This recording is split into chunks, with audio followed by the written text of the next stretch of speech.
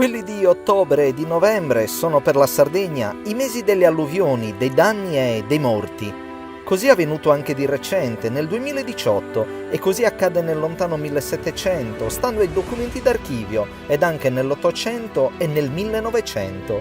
Il dramma si è ripresentato anche ai giorni nostri, con il tributo di vite umane. È accaduto nell'ottobre del 1946 a Sestu, quando morirono, travolte dal rio Mazzeu, tante persone.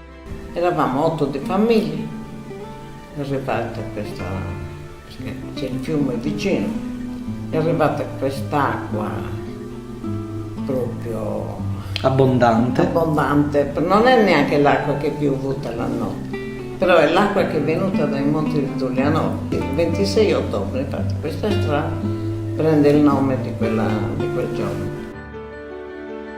Era autunno e la pioggia cade ininterrottamente per 4 giorni e per 4 notti, dal 14 al 19 ottobre 1951, portando Gairo, prezioso paese ogliastrino, alla rovina. Per via delle frane e degli smottamenti, i suoi abitanti abbandonarono case e costruzioni di pietra, che oggi sono solo l'emblema di un paese fantasma.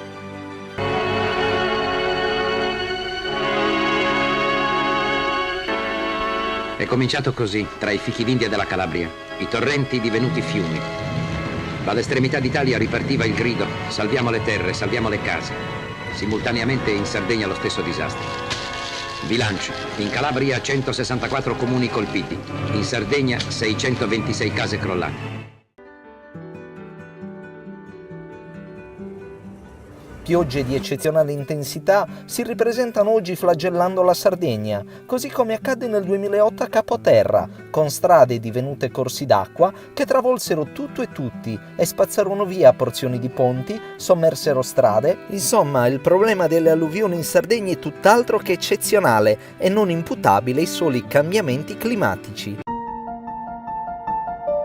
L'ennesima perturbazione, ad esempio, che in Sardegna ha fatto la sua comparsa il 10 e l'11 ottobre in varie località, allagando nel 2018 Cagliari, Pirri, Selargius e Monserrato, ha allagato luoghi già colpiti in precedenza, danneggiando talvolta in maniera differente strade litoranee, ma anche la statale 125, il paese di San Vito, per quei temporali attivi notte e giorno.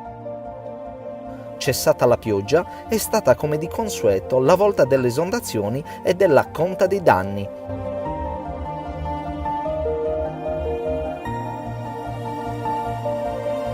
I fiumi hanno riversato nel mare non solo l'acqua e il fango, ma anche tanti rifiuti e varie sostanze. Ciò è accaduto nella laguna di Sant'Agilla, ad esempio, alle porte di Cagliari. Troppi alberi, interi boschi sono scomparsi dai Monti Sardi, specialmente da quelli di Capoterra, che oramai non trattengono più l'acqua piovana. Ne derivano frane, smottamenti, fiumi d'acqua che attraversano una terra circondata dal mare, la Sardegna, schiaffeggiata quasi come se fosse un'isola di Atlantide da disseppellire, da valorizzare, da rispettare, ma ancor prima da proteggere con tanta voglia di reagire.